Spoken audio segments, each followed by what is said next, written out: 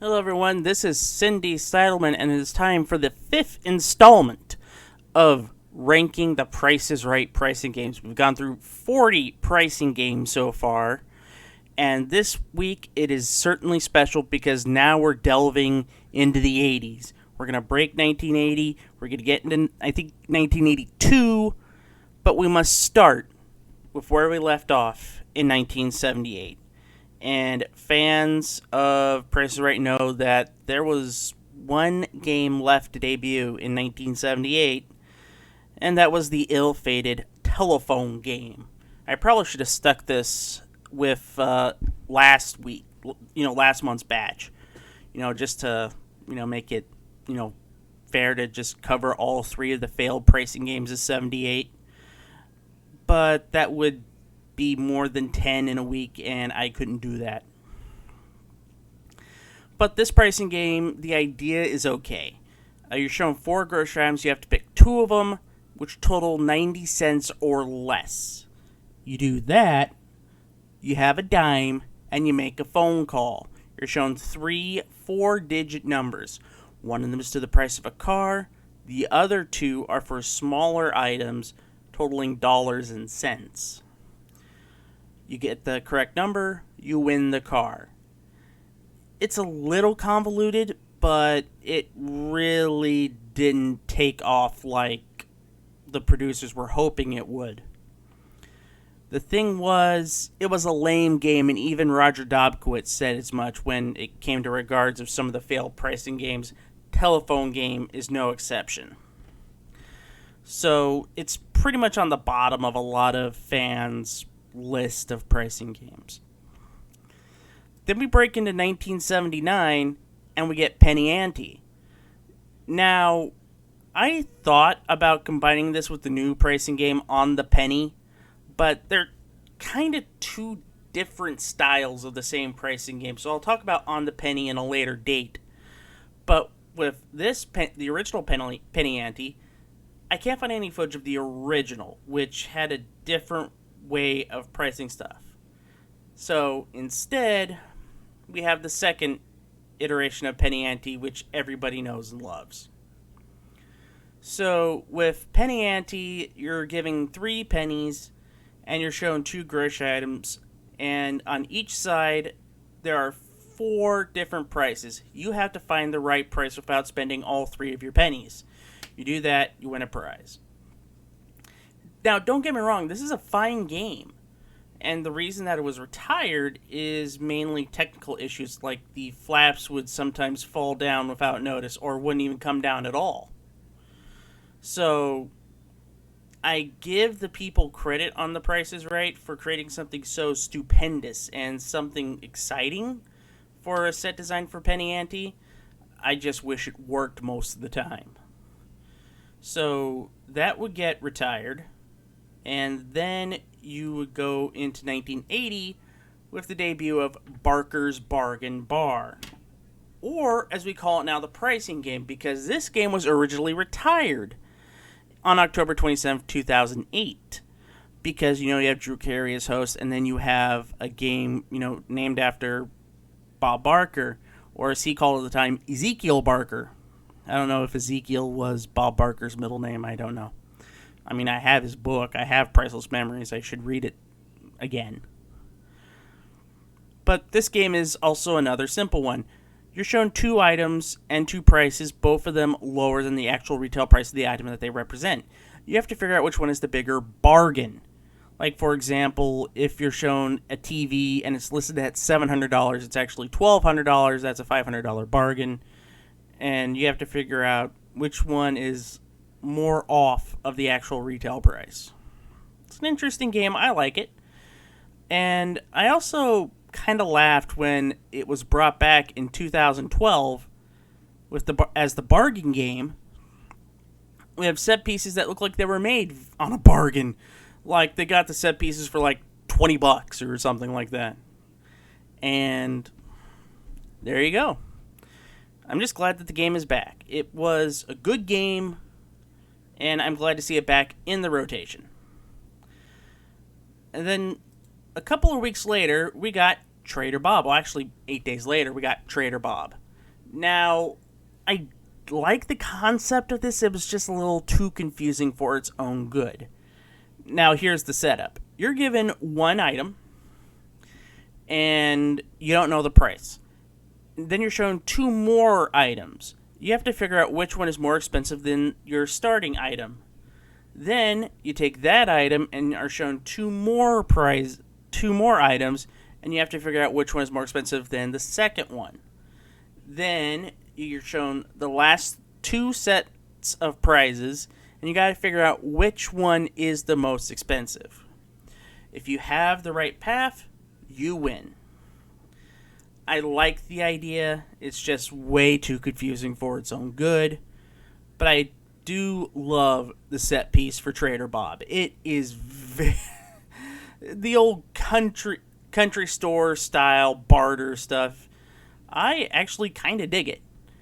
And I just wish the game was a little more streamlined. Maybe just one less item. Or you're shown, or you don't have that first item set up. Or you have the first item, well, you can't have it exposed. Because the one that goes back, they do expose the price. So I don't think you can do that. I like the game. It could be fixed. I just wish it was a bit better.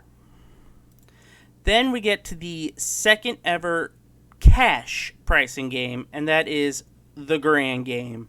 I like the Grand Game.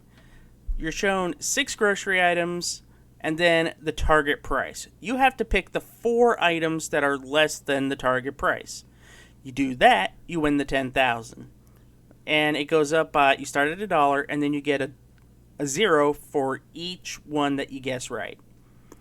And I like the Grand Game. There's nothing fundamentally wrong with the Grand Game.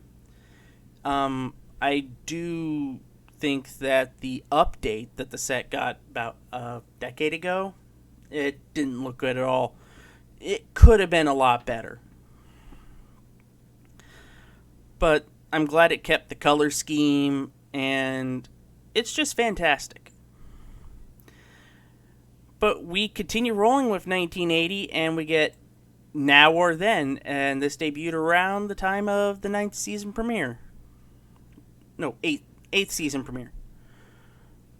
And this is quite simple. You start to celebrate some of the older items that are on the show. It's the first game to ever do that. For example, there are 6 items, and there's a price underneath it. You have to figure out if it's the current price or the price that was used a few years ago, or the then price. And you have to get 3 prizes in a row. And I'm not talking about 3 right in a row. I'm thinking you got to connect 3. So, for example, either the top 3 wedges, the bottom 3 wedges, or 3 wedges connecting side by side to each other. That's how you win the game. And I have to be honest, that kind of confuses people, but that's their fault. It's not the fault of the game. Because I've seen people get 4 correct, but they skip one item and they lose because they miss the last item. Hey, that's how you play the game. Then we get to, we're still in 1980, by the way, and we have Hit Me. Now, Hit Me is blackjack, essentially. You are shown 6 grocery items. First you cut the cards, and the first card is dealt face down to the house. The second card is dealt face up, and that's the hand that you have to go against. Then you're shown 6 grocery items, and you're shown prices that are multiplied by the actual retail price.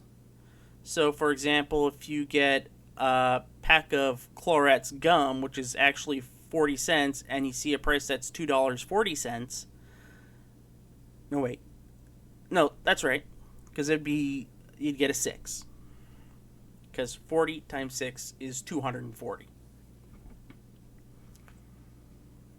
The goal is to get 21 or close to 21 without going over and beating the dealer. And in some instances, when people do get 21, the house also has 21. because that's the way the deck is set, or the way that the contestant cut the cards. And if that happens, well, tie goes to you, because this isn't Vegas, it is Hollywood, as Bob would say sometimes.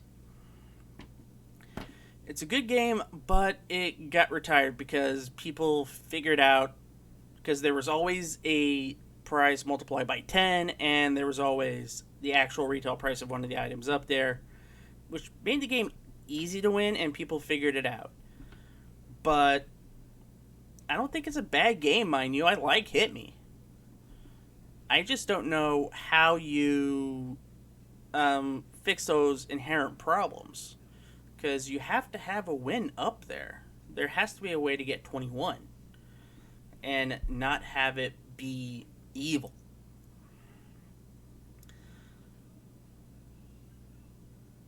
And then we get to what a lot of fans wish would come back. One price game. If you ask them which retired pricing game would come back if they could wave the magic wand, it would be Super Bowl. Debuted February 2nd, 1981. And it's a simple pricing game. It's skee ball. But you have to earn the skee balls, with the 3 skee balls being representative of the 3 prizes being shown. And they're big prizes. They're like normal pricing game prizes. So you could win upwards of around $10,000, $11,000, $12,000. And in some instances, they would have a car back there, which made it even more hopeful that you could win a lot. You're shown... So in order to get the balls, you're shown a small item and 2 prices. You have to pick which one is the correct one. If you do, you get the ball. If you don't, you don't. And then, after all 3 items are exhausted, you play skee ball. The goal is to roll the ball into the win column, in the win circle. You do that, you win the prize. If you don't, you either get $50 or $100. Then, after all 3 balls are rolled, or the balls that you won, you get to try for the Super Bowl, which is another item with 2 prizes attached. If you do that, then you roll the ball up the chute, and if it's in the win, you win all 3 big prizes. If not, you get triple the amount of the ring that you landed in. Very, very, very fun game. This is a fantastic game. The problem, and why I think it led to it being retired, was the time for TV was getting smaller and smaller and smaller. So unless you brought this, if you brought this back and you just had a whole bunch of quickie games, there was no way you were going to play Super Bowl. Get Super Bowl into the show. And it's kind of a shame. If I had my druthers, would I want Super Bowl back? Absolutely. I love Super Bowl.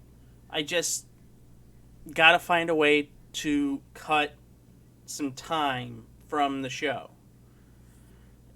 because this game took a while to play. It took a segment with this would take about 8 minutes, because you have the reveal of the prizes, you have all the descriptions, and it just was a time sink. So production-wise, I could see why it was retired. As a fan, I would love to see it come back. And now we get what a lot of people think is one of the most confusing pricing games of all time. That is, if you watch the show and you hear from the contestants, and that is the blank check game, or currently known as check game. So, if you watch old episodes, well, if you take a look at the picture that I used, you see the contestant hiding her head because she didn't know or understood what blank check or the check game was. Let me try to explain. You're shown an item, which was the prize that you were playing for. What you have to do is write a check for an amount. When added to the prize, will get you in a certain frame. In the old days, it was $3,000 to $3,500. When it was originally put in, it was $5,000 to $6,000. Now it's $7,000 to $8,000. And if you manage to get in the framework, you win not only the prize, but the cash that you wrote the check for. If you don't, well, at least you get a pretty darn cool souvenir. Which I'd be happy with. Who else would want a big novelty check from The Price is Right? It's a good game. I like it. I like the setup. I do think that the new setup, instead of the big wood paneling, it does look a bit hokey nowadays. But it was still pretty cool. Yes, it is confusing. If you watch old blank check game clips on YouTube or on the Pluto channel, the Pluto TV Barker era channel, you will see Bob Barker, try to convince contestants. People win this all the time, which is something that people get on Drew for a lot of the harder pricing games of the current era, like That's Too Much or Stack the Deck. He would try to comfort the contestants, say people win this all the time. And Bob did this with Blank Check. So why get on Drew for doing something exactly what Bob did for a confusing game and, let's be honest, could be kind of hard, for pricing games that are also kind of hard? It's just a little hypocrisy that kind of drives me nuts. Yar.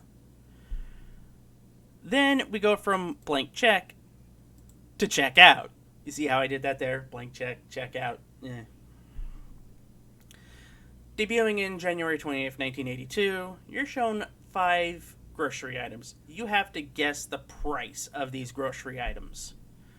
And then the actual retail price of those items are shown. And if you're within 50 cents high or low when this show started, when the show debuted, this game the range was 50 cents.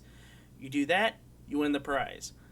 Later, because grocery items were going up, they decided to expand the range to $1. Nowadays, it is $2.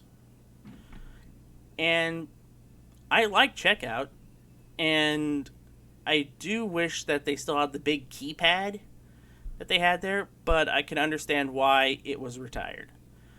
Because it didn't need to be there. It was fun to look at, but it didn't need to be there. I mean, why use a big readout when there's a perfectly good readout there which could be done backstage? I'm just glad it's still in the rotation. I don't know if it needs a set upgrade now, but I'm just glad it still exists. Well, that is the 10 pricing games for this video, and now it is time for the rankings. And the question is, where does Telephone Game rank as one of the worst? Well, 5th worst so far. Professor Price is still the worst, double digits 2nd worst, Shower Game 3rd worst, the original Bullseye 4th worst. Then you have Telephone Game, Mystery Price, Secret X, 5 price tags, Finish Line, and double prices. Then we get Give or Keep, Trader Bob. The reason I put it there, a little too confusing for its own good. One Right Price, Poker Game, Blank Check I put at 36. It could vary. We're getting into, if it's anywhere right now between 39 and 10, those can vary wildly.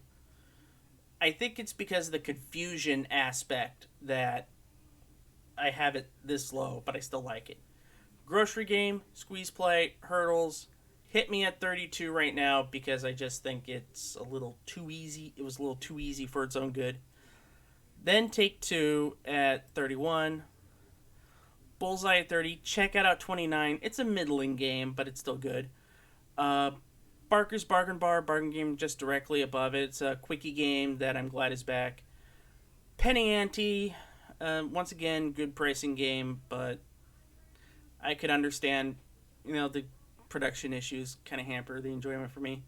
And that I heard the first incarnation of Penny Ante was a bit of a disaster, so no good.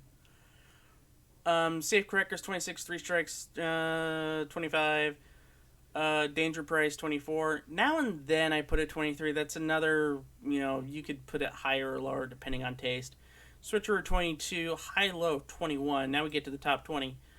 Lucky 7, most expensive shell game. It's optional. Range game, bonus game, card game, 10 chances. These are all the old stuff.